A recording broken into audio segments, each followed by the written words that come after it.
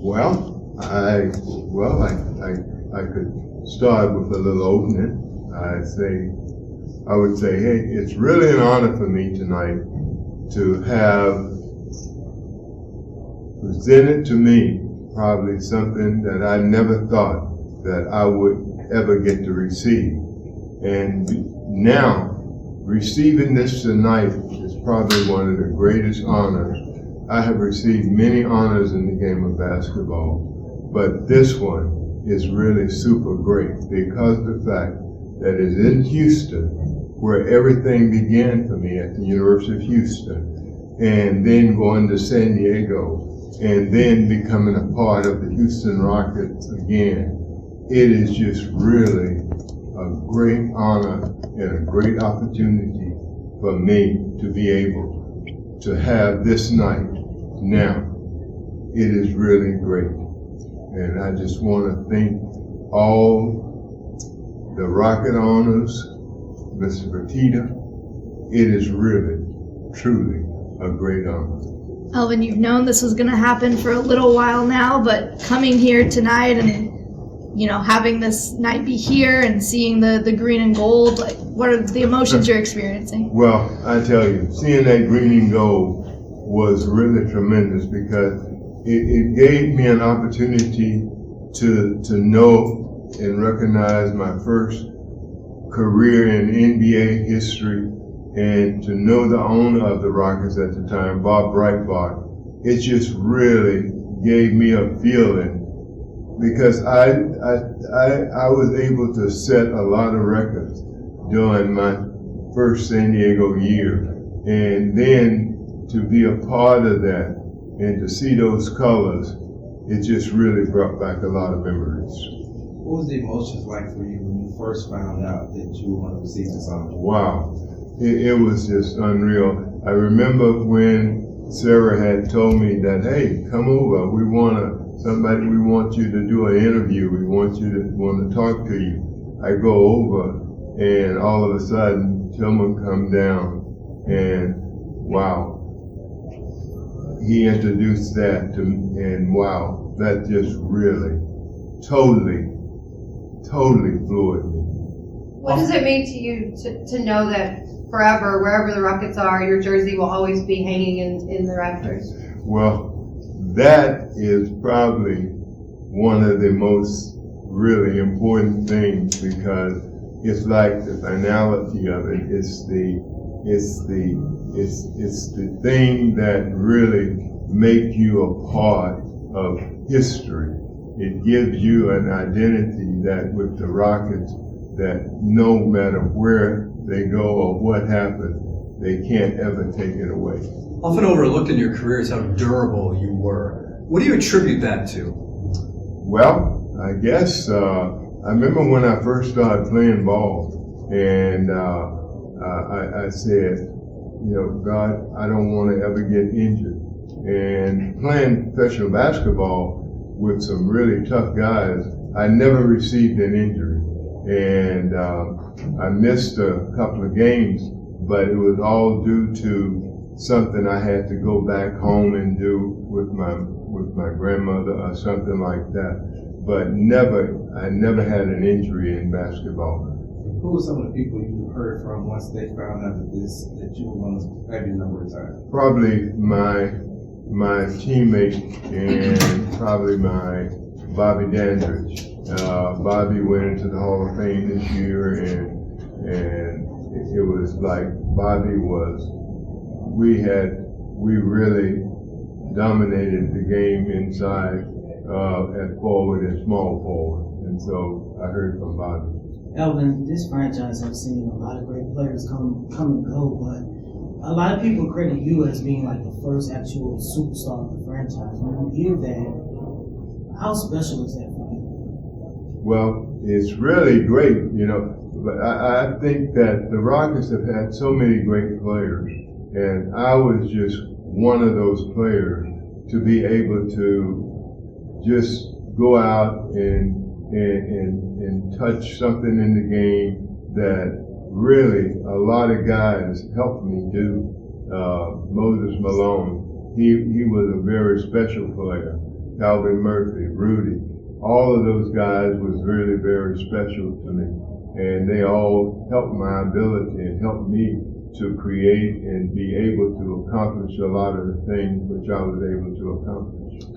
Stephen Silas pregame discussed the battles that you had with his dad, Paul. What do you remember about battling against Paul Silas back in the day? Well, Paul was, he played with Atlanta when I first came into the league, and he's Elmo Beatty and Bill Bridges. They were, Walt Hazard and Lou Hudson, they were really tough guys. And Paul was really a tough guy. But he was a little smaller than I, and I was able to go in low and shoot that jump shot over him, and he could not do anything with it. And so it was good. You kind of touched on this a minute ago, but what is it about Houston that makes you love it so much and like say that this is a bigger honor than a lot of other great honors that you've gotten? Well, if you take coming from Rayville, Louisiana, and getting recruited by Guy Lewis at the University of Houston, and then you would understand that where I came from, and then where I came to, and then after I developed, this is why I owe a lot and everything that I am to the University of Houston and to Houston itself and to the fans in Houston. It has just been a ride. Houston of the ABA also wanted your services when you were coming out. Yeah. And what was the rivalry like between the NBA and the ABA? I think the ABA threw out some claims that you were getting paid at U of H or something like that. No. U of H didn't have any money back then. but it was one of those things that, I always wanted, I didn't even talk to the ABA. I talked only to the NBA because that's where I always wanted to play. That's where the talent was. That's where all the big guys was.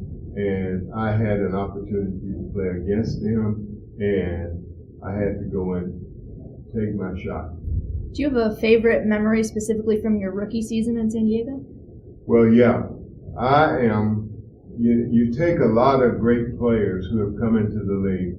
Michael Jordan, LeBron James, all of these players, Karl Malone, but none of them have ever led the league in scoring. But Wilt Chamberlain led the league in scoring, and I'm the only rookie coming into the league and leading the league in scoring. No other player has ever done that. And so it's always great for me to sometimes sit and think about playing against Wilt and all of that. And that year, my first year, I beat him out in the All-Star game. And so it's one of those things that I have so many memories with the San Diego Rockets, and then coming back to Houston, it has given me so many tremendous memories. You see the old video with the E on the back, just one letter. Yeah. Was that your idea? Were there other? No, that was Mr. Breitbart. He said, that was the number that I wore in college. When I went to the San Diego Rockets. Well, Don Coaches had it, and Mr. Breitbart said, "No, you just wear this one, E11," and that's how I got E11.